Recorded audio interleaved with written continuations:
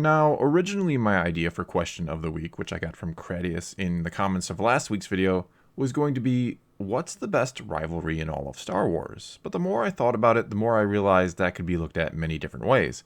And should it just be rivalries between individuals, which in my personal opinion would mean Obi-Wan vs. Maul should take the title, or rivalries between factions, which would pretty much mean Jedi vs. Sith should be a given win.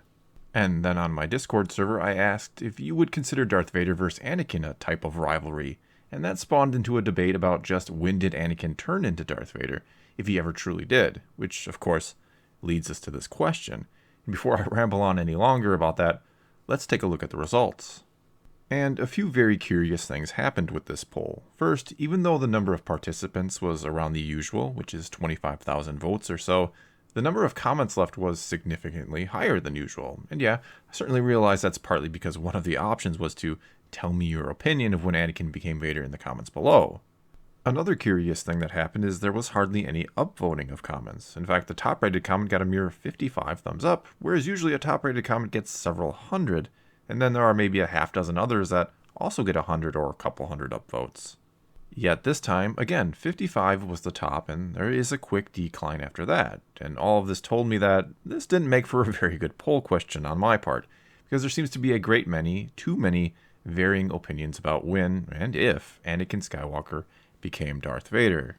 So what I'm going to do with the rest of the video is mostly just read off comments and maybe throw in my 2 cents here and there. I'll be covering the fall of Anakin even more from my point of view in my series of videos talking about the dark side. Oh, and before we get started, let me just say thank you for all the responses. There were a lot of great ones, and obviously I'm not going to get a chance to read anywhere near all of them. Okay, so let's start with that top-rated comment that came to us from Wisdom Minare, who said, when he killed his first Jedi in the temple, saving Palpatine was a split-second decision. Killing his fellow Jedi was a cold and deliberate action. And I can certainly get behind this line of thinking. Him turning on Windu was indeed a split-second decision. It may have been the ultimate selfish decision, because he just picked his wife over the Jedi Order and risked the fate of the entire galaxy to save the woman he loved, but he had mere moments to weigh his options. And if he had been given all day to think about it, or if Obi-Wan had been there to say, what would Padme want, like kind of happened in Episode 2, maybe he lets Palpatine die. Then again, Anakin went there in the first place to make sure Palpatine wasn't killed, even though he was ordered by Windu to stay put. The scene of him in the council chamber, which is one of the best in the prequel trilogy in my opinion, shows he did give it some thought. So in a way, yes, he did have a chance to think it all over, though I don't know if he considered that he might have to turn on the Jedi to save Palpatine. Next up, we have a comment from Kent Torok, who said, it was the day his mother died. His resentment for the Jedi was seated, and once you head down the dark path, with all the confusion and unrecognized feelings, he couldn't stop it. It began to grow, like the Emperor's power. The fear of losing control was the path to losing control. And I do really like this response, and there were a lot of people who also said Anakin became Vader when he slaughtered the Tusken Raiders on Tatooine, which is a good answer too, and was one I considered putting as an option for the poll. However, I don't know if this is the moment that Anakin truly became Vader, or if this is the moment Vader was essentially born within him somewhere. And I think Pfizer may have put it best in his comment when he referred to killing the Tuskens as the point of no return, or when he really started down the dark path. And honestly here, the real problem is that my question probably wasn't worded the best, or again, it's not well suited for a poll. It maybe should have been worded, when did Vader fully gain control over Anakin? Because, as many essentially argued, Anakin was never truly lost or destroyed, and Vlad Mihail brought up a good reason as to why in his comment here. Truly becoming Darth Vader would have meant completely destroying Anakin Skywalker. To do that, he would have had to turn Luke and Leia, and we all know how Return of the Jedi ended. So in my mind, he was never fully Darth Vader, because Anakin was always buried somewhere deep inside of him. He just needed the right trigger to bring him back to the surface. And let's right away now move on to a comment from Supergirl Gamer, who said, Mace and the Council's attempt to kill Palpatine was just the tipping point. Being defeated by his former master led him to hate him even more, especially after he turned his own wife against him. But a part of him still cared because she was carrying his child. Really, it was being put into the suit, which was practically his own walking tomb, and being told Padme died further sealed his fall and truly became Darth Vader. He had no one else who cared for him. His mother died during Attack of the Clones. His Padawan Ahsoka Tano left him, and which he saw was abandonment. The Jedi betrayed him. Obi-Wan left him to die, and now Padme is dead. That's all his ties gone. And I really love the idea here that Vader's suit is a tomb, Anakin Skywalker's personal tomb that Vader carries him around in, if you will. And once Anakin finds out Padme is gone, and she is the reason he did all this in the first place, that may very well have been the moment he gave up and Vader completely took over. Also, as she points out in her comment here, everyone else he ever cared about is either gone or has turned on him, from his point of view, or just simply left him. In other words, Anakin has nothing to live or fight for until he learns he has a son, and one that still believes in him.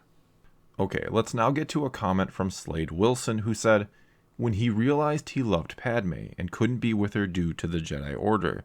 And I think this is yet another example of when Vader could have initially been born or created, if you will, or when the seeds of his eventual rise were planted. It's not so much when he takes control, I'd say. Slade also goes on to bring up some of the reveals from the recent Vader comic series, which have changed our perceptions a bit about Anakin. But for now, I'm going to focus on just what we saw in the movies, more or less. Which leads us to a comment from Sean H., who said, there were two main events which turned him into Vader. The first one was when he talked to Palpatine in the opera, and the second was when he choked Padme on Mustafar.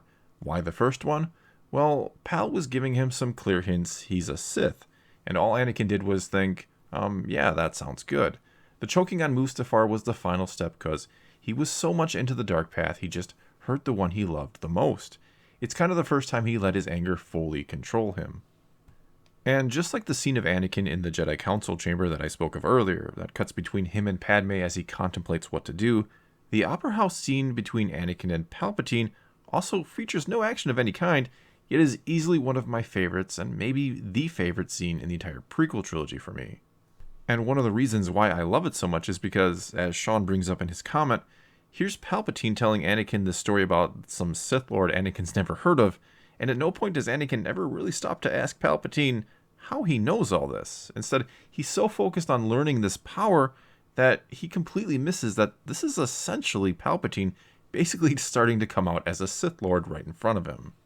The other point Sean brought up, which was when he chokes Padme, well, I think it really shows the audience just how far gone he is at this point, and it might be the moment Vader really started to take hold, because as ProGamer 2015 brought up, and many others as well, until that point he'd been doing everything in an effort to save her, yet now here he was on the verge of almost killing her. And don't get me wrong here, storming the temple and killing his fellow Jedi, especially the younglings, was evil and could be seen as him embracing Vader, as Mr. Versetti89 suggests in his comment. And though I agree that, at that point, he was now too far gone to ever truly come back after murdering children, he'd still convinced himself, or Palpatine had convinced him, that the Jedi had turned on the Republic and were now the enemy. And sure, he wanted to believe that to help justify his actions, but I do think a shred of Anakin was actually doing what he thought was right, as crazy as that might sound.